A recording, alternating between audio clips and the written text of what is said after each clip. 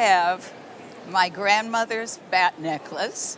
It was given to her in the 1920s by Mrs. Clark, a very wealthy woman of the Clark sewing family. My grandfather and grandmother had done work for her. He was an interior decorator and had painted a black satin bedspread for her.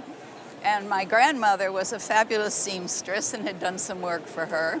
So she invited them over one afternoon to say thank you.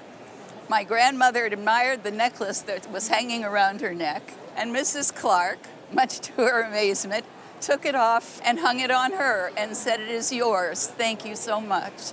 She told my grandmother that they had bought it in Paris. Did she give her any idea when they bought it in Paris? Well, this was the early 1920s, and they were a wealthy family, and they were not young, so it could have been anywhere from the late 1800s to the early 1900s. Since it's translucent when I hold it up to the light, I thought it was mother of pearl and probably freshwater pearl drops. What we have here is a real French Art Nouveau jewel. Now, the first generation of French Art Nouveau jewelry comes from the masters such as René Lalique. But then to bring the media down to the less wealthy, French manufacturers and German manufacturers and American manufacturers and the English, they started making jewelry for what was becoming very quickly a very popular style. So the French Art Nouveau starts in its high point in the 1895s, and I think this piece dates from around 1900 because it is mass manufactured. I'm sure they didn't make thousands of them, but they probably made hundreds of them because it's a casting.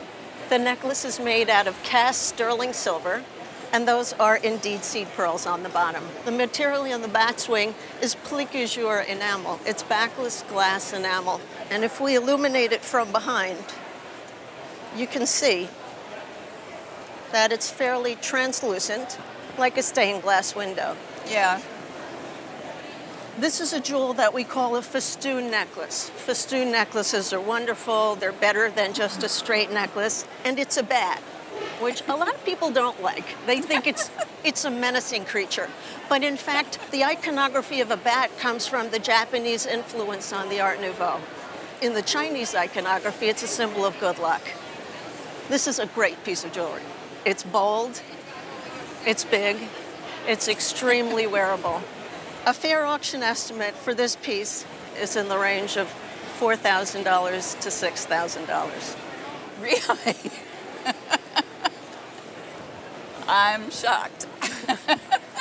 Thank you, Grandma. Yeah.